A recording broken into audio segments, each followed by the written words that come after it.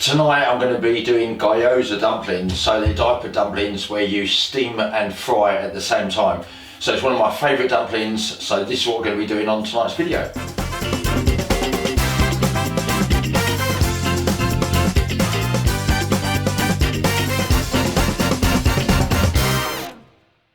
Okay, so for tonight's ingredients, and I'm going to keep it as simple as I can. So I went out this morning and bought some dumpling pastry.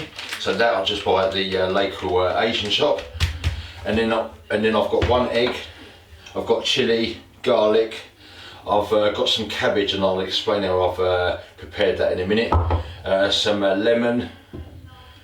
And then I've got some sesame oil, some soy sauce. And the meat I'm going to use for the dumplings tonight is going to be pork. So pork's really nice. Pork and prawn is quite classic, or pork and cabbage.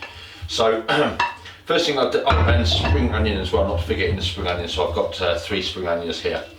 So the first thing I did with the cabbage was I salted the cabbage. I chopped up the cabbage and I salted it with about 4 teaspoons of salt. I salted it and it softened a little bit.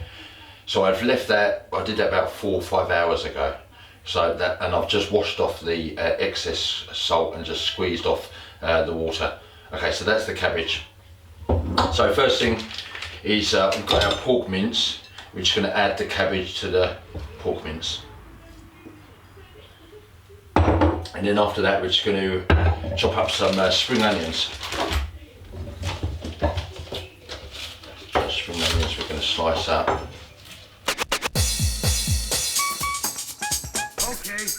Dancing beat. Hi everyone, I'm your best friend, back in town again. Hi everyone, I'm your best friend, back in town again. Let me get you on your dancing beat. Okay, so once the spring onions are nicely thinly sliced, what we're going to do is just slice up. I've got 3 cloves of garlic here, and I'm just going to slice up those 3 cloves of garlic. Make sure the garlic's quite small.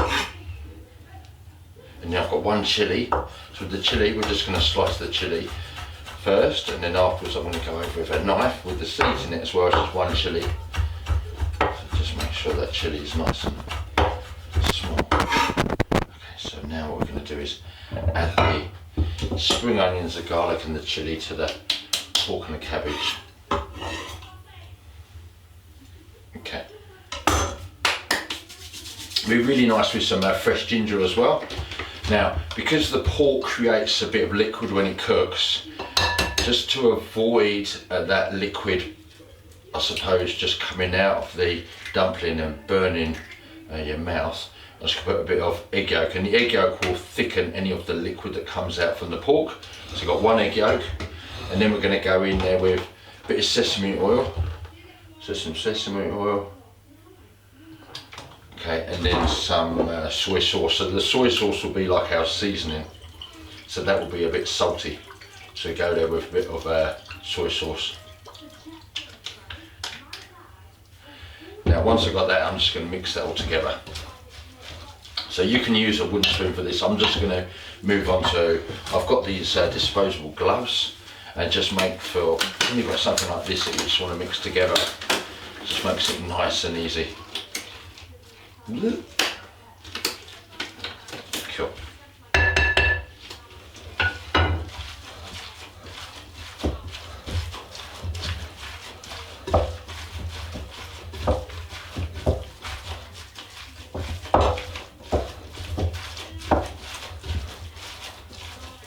Now you could leave this to marinate for a couple of hours, and you'll see that the meat will begin to change. It will start to firm up, and the meat will have a lot of flavour. But we're just going to make this one up. The cabbage, like I say, has been salted for a few hours, and that's the main thing. If you don't salt the cabbage, then the cabbage sort of pierces the skin of the dumplings.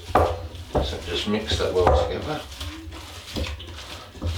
If you really wanted to, you could cook off a little bit of the mince and check the seasoning, but you normally eat dumplings with like a soy based sauce anyway.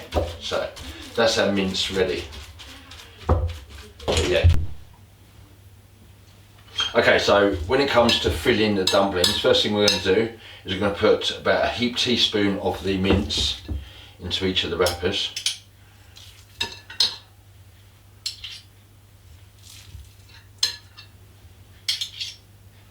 Then with a little bit of cold water and a pastry brush, shake off the excess water and just apply a bit of water to the outside of each of the dumpling wrappers. Then what we're going to do is we're going to grab one side, so we're going to squeeze one in together.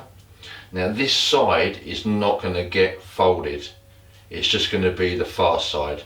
So you'll see we're going to squeeze, we're going to form a loop, and put one loop on top of another. Loop, loop, and we're going to do one more and close it. So you'll see one side is crimped while the other side remains as it was. So that one again, we're just going to squeeze one end and then we do a loop, we join, loop, join, and again, and again, and again, and we just join the ends. And if you see that it's not quite close at the end, then just apply a little bit of pressure. Don't squeeze too hard, and that's our dumpling. Now if you're finding that one too hard, one of the easiest ones you can do is you can squeeze either end of the dumpling wrapper, push into the middle, and then just join the bit of pastry at the end, and you've got something like so, which is perfect. It still cooks and will be the same sort of, it just won't look the same, it will still probably taste the same. Okay, so just doing loops.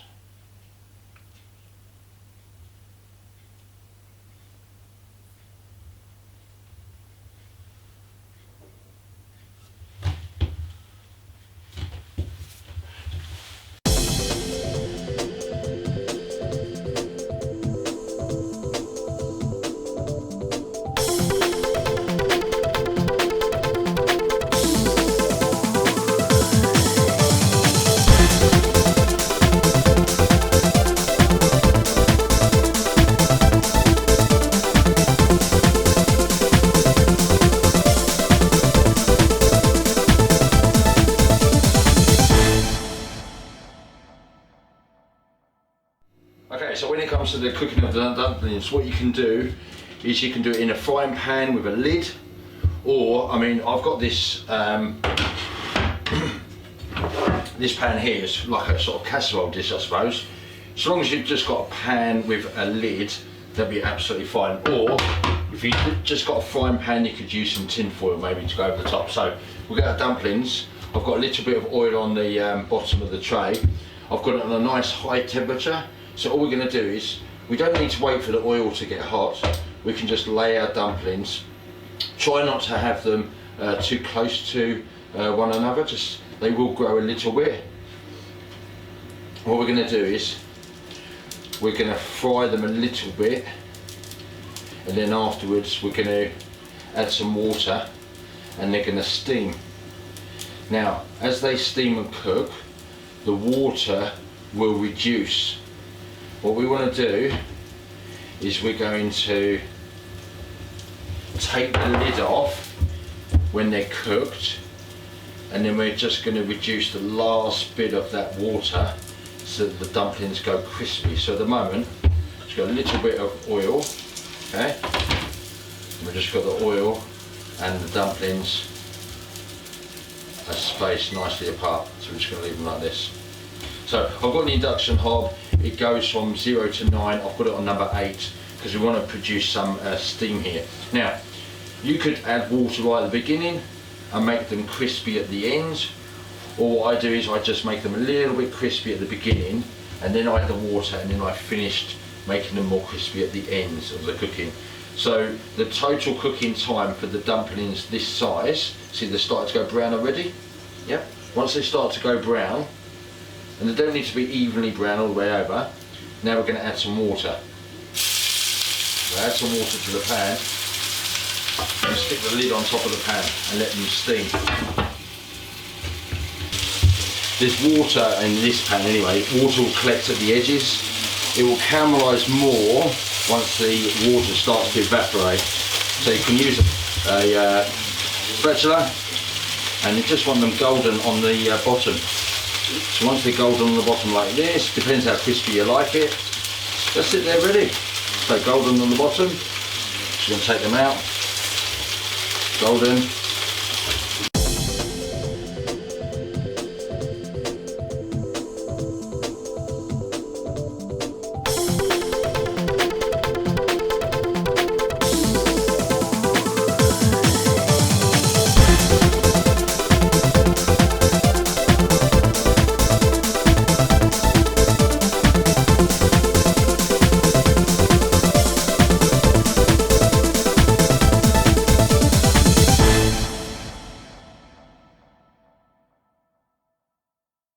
Tonight, Gyoza dumpling with pork and cabbage.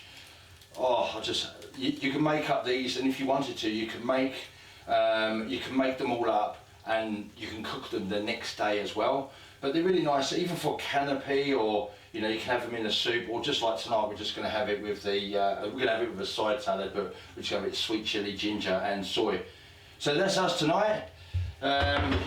Stay well, everyone, and give us a thumbs up if you like this channel. And subscribe, and we're going to have a video out in the next few days.